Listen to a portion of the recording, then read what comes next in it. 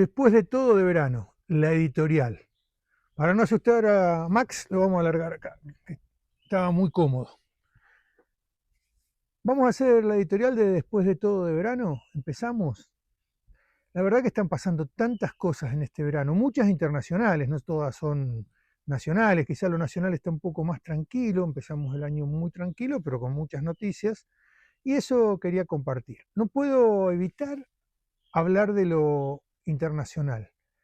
Me llamaba una hija el día que Trump se le ocurrió sacarlo a Maduro de Venezuela. Me llamó una hija que tengo, lo he contado muchas veces en España.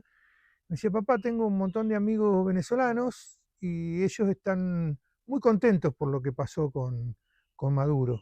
Y yo no lo entiendo bien porque es un país extranjero que entra a otro lado, pero ellos están tan contentos. Y bueno, le digo, esa es la gran contradicción. La gran contradicción es que Maduro era un dictador, es un dictador, Venezuela vive una dictadura, y aquellos que la sufren, que tienen amigos que han desaparecido, que ellos mismos se tuvieron que exiliar de alguna manera, porque irse del país siempre es un poco de exilio.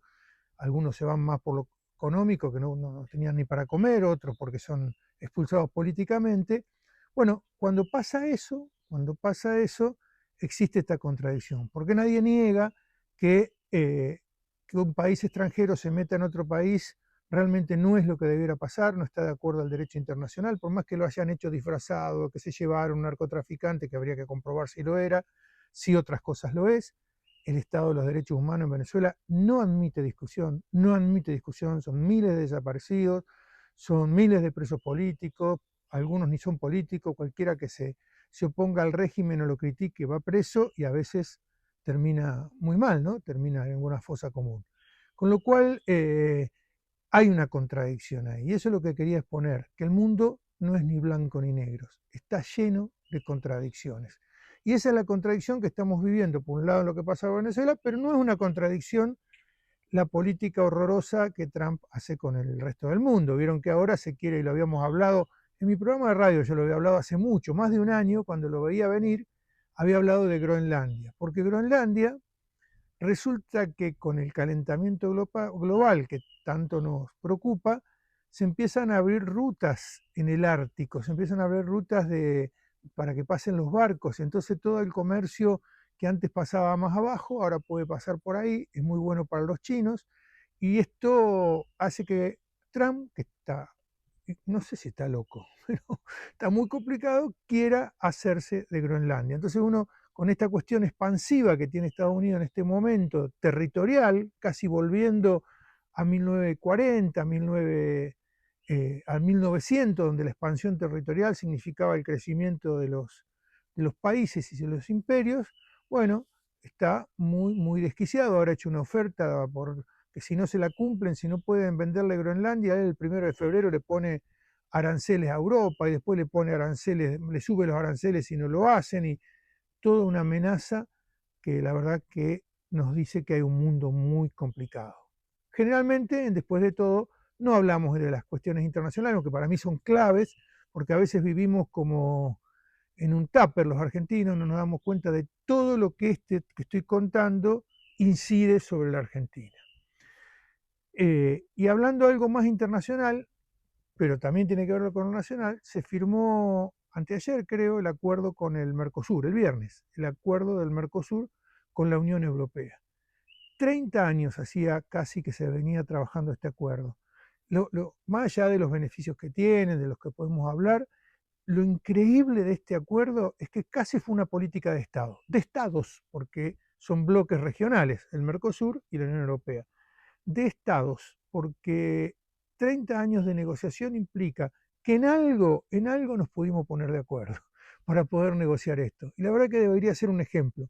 En algo nos pusimos de acuerdo en el Mercosur para poder hacer este acuerdo, que favorece en algún aspecto al Mercosur, a nuestros países y también a los países europeos. Los acuerdos son para que en lo posible exista lo que se llama en la teoría económica el ganar-ganar, el win-win.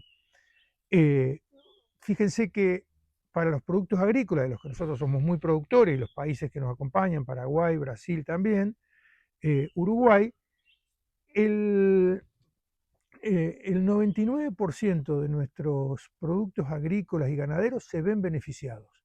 La cuota de carne, la baja de aranceles en eso, porque lo que hacía la Unión Europea nos cobra aranceles para que valgan más nuestros productos y para que sean competitivos para sus propios productores, a los cuales ellos tienen que subsidiar, o sea, ellos les dan plata a los productores para que el precio sea más bajo y puedan competir con nosotros. Bueno, por eso hay tanto lío en Europa con este acuerdo, sobre todo en los países productores agrícolas, que pueden ser Francia, España, parte de Italia, que han puesto el grito en el cielo, que tienen marchas, tractorazos, etcétera, pero es un acuerdo que a nosotros nos viene muy bien. Todavía falta un tramo, falta el tramo del acuerdo de los parlamentos de cada país y el Parlamento Europeo, pero todo va encaminado y lo que quiero resaltar es que esto es una política de estados. Se pudo hacer algo durante 25 años. Fíjense que cuando queremos, podemos. Pasamos al país. ¿Quieren hablar algo del país? Me tomo un mate mientras tanto. Miren, compliqué a la camarógrafa que está con el brazo ahí duro, pero me tomo un mate para poder hablar porque lo que quiero hablar del país implica Bariloche porque es medio chisme en la ciudad. ¿Escuchó hablar del escándalo de la AFA? Tremendo el escándalo de la AFA, tremendo, tremendo, tremendo. Y resulta que el punto neurálgico, el punto clave, está en 5 barilechenses por lo menos, porque las empresas que creaba la AFA en Miami para que sean los que le pasaban la plata a los que se la llevan, no quiero dar nombres, pero todos más o menos sabemos, que el Chiquitapia, Tobillino, todo eso, por ejemplo, entre muchas cosas que hubo, lo más importante son esas 4 empresas que se crearon en Miami, que la AFA les derivó a través de un tercero, de otra empresa, 40 millones de dólares, un poco para cada una, y eso fue a parar a los bolsillos de alguien. Y esas empresas que se crearon fantasmas están lideradas por 4 bailochenses. 4 bailochenses que son empleados de, algunos empleados de comercio, otros tienen alguna empresa turística, pero todos no tienen la capacidad de tener esas empresas. Fueron prestanombres. ¿A qué precio? ¿Cómo fue? Todavía no se sabe porque los 4 han desaparecido de Bariloche. No regresaron a sus trabajos. Algunos tienen trabajo en una farmacia, otros en una casa de decoración, en una agencia turística. Bueno, están desaparecidos, pero no desaparecidos en el mal término, sino que se escondieron en algún lado porque lo que hay involucrado de atrás es muy grave. Y a esos 4 bailochenses lo trajo otro bailochense, que también es muy conocido porque era el cónsul de Brasil, el dueño de Facenda Carioca, ahora se llama distinto el hotel. Y bueno, Bariloche, como siempre, tiene muchas cosas buenas, pero también tiene cosas para que en los diarios nacionales salgan algunos barilochenses que no son tan buenas. Una cosa de loco, ¿no? Sígalo eso, ¿eh? Lo vamos a seguir totalmente metidos en el tema porque además está el chisme. ¿Nos vamos a la provincia? ¿Voy muy rápido, productora? ¿Voy muy rápido? No, me dice Julieta, espero que usted no se canse. Esta es una conversación, lo puede mirar, no lo puede mirar, pero yo estoy contento de poder hacerlo porque tengo muchas cosas para decir. Nos vamos a la provincia. Para ir a la provincia me acuerdo, leyó los diarios de la semana pasada, 4 millones de personas, 1 millón de usuarios se quedaron sin luz en Capital Federal y alrededores, en el AMBA. Fue un escándalo, porque además de que además que es un escándalo en sí mismo, cuando pasa en Buenos Aires todo se amplifica, ¿no? Los medios, etc. Y eso me hizo reflexionar que, como lo decía en un post que hice en X o en Twitter, Bariloche pende de un hilo. ¿Usted sabe que Bariloche pende de un hilo? De un hilito finito, que es el cable, simbólicamente, son más de un cable, son los cables que nos traen la electricidad de Alicura. Hay una sola línea que no está en el interconectado es el sistema nacional donde uno le manda energía a esa línea de donde puede, de la central que está en operación en ese momento, no necesita que sea una central específica, es un gran sistema el interconectado nacional, pero resulta que Bariloche no tiene esa línea interconectada, sino que viene directamente de Alicura una línea. ¿Se acuerda que a veces en verano dicen la vamos a reparar porque todos los años que hacen mantenimiento y nos cortan varias horas la luz? Bueno, tenemos esa sola línea. Desde hace casi 20 años o más se proyectó hacer una segunda línea que esté en el interconectado, para Bariloche y para la Angostura. Esa es una gran obra que se llama Lipiva 2, que hace 20 años no se hace. La provincia promete, promete. Yo cuando estaba en la Intendencia llevé muchas ideas para que eso se haga. Incluso en un momento había un crédito internacional, para mí había que tomarlo. Sin embargo, se decidió por la alianza que tenía el gobierno provincial en ese momento con Massa, porque ahora se hace un poco el libertario, por lo que le ha dicho el asesor que tiene que ser libertario, pero la verdad que en ese momento tenía una alianza muy fuerte con Massa y Massa quería que se haga con fondos nacionales, no sé por qué. Esa decisión nos volvió a dejar sin Alipiba.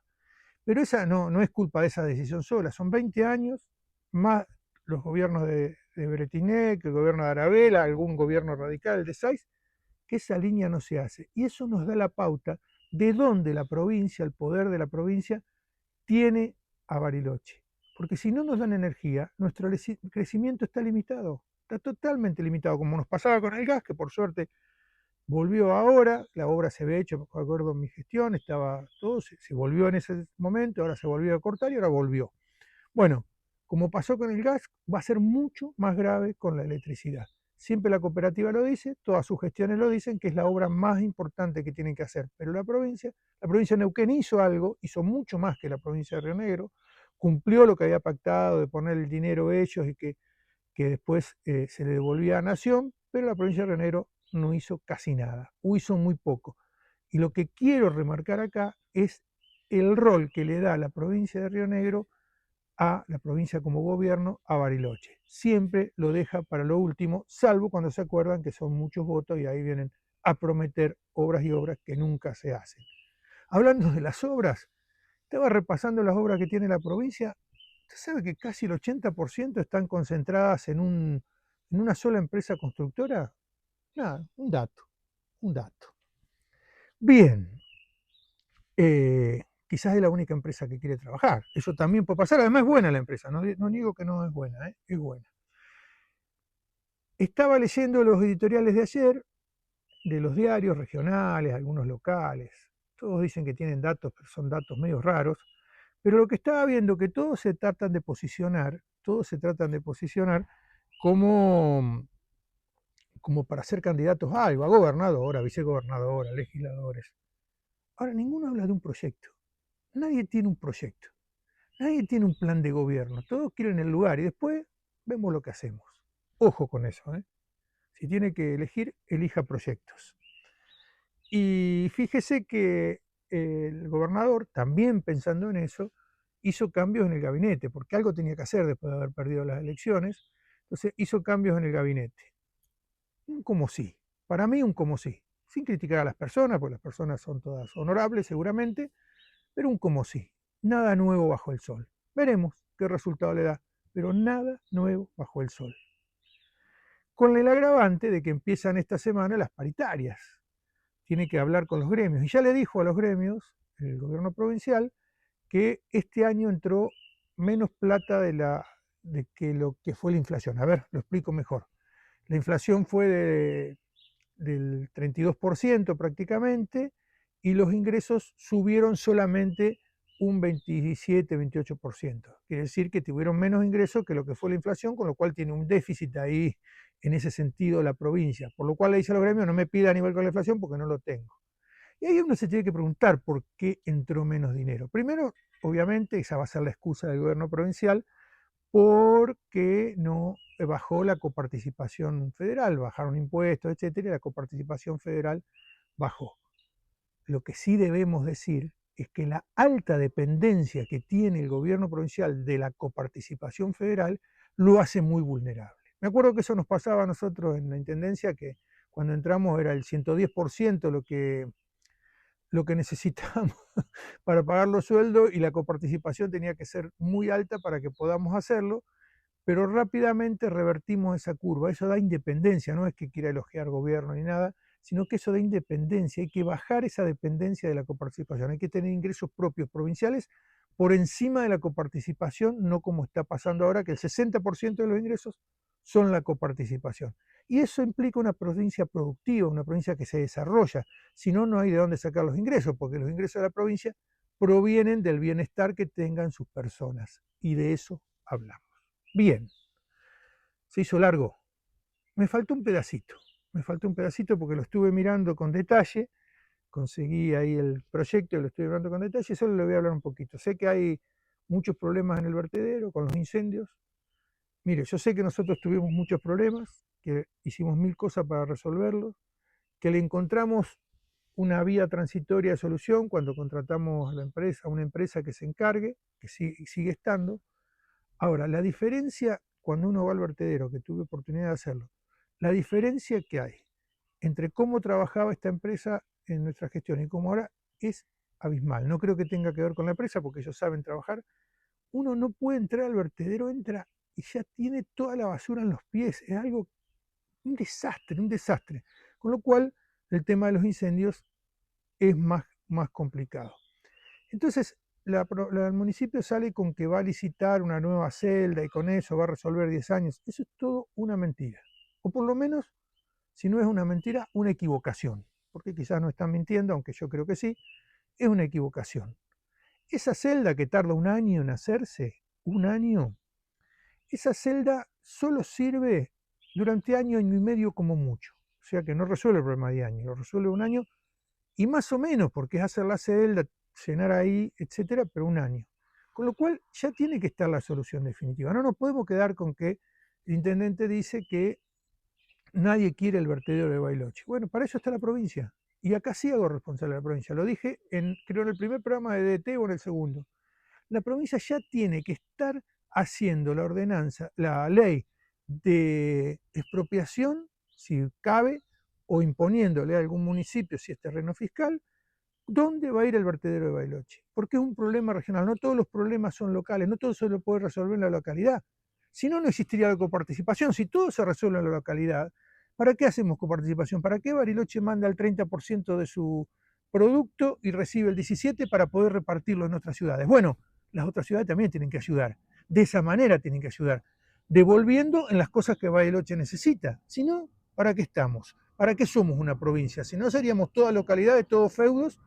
Pasa el avión, escúchenlo, escúchenlo, escúchenlo. Eh, Seríamos todos feudos que reaccionamos cada uno por nuestro lado y no nos interesan los otros. Y así no es la cuestión, así no es. Así que la provincia ya tendría que estar haciendo la ley de expropiación. El municipio, que no mienta, esa ley, esa celda no sirve, habría que hacerla igual, pero no sirve para lo que dice que va a servir. Ahora, cuando uno habla de un año y medio, que la celda un año se construye, después empieza, ¿sabe para lo que sirve? Para las elecciones, para decir que están haciendo algo. No quiero hablar más. Creo que fue muy largo. Hasta acá, DDT de vacaciones. Nos vemos pronto.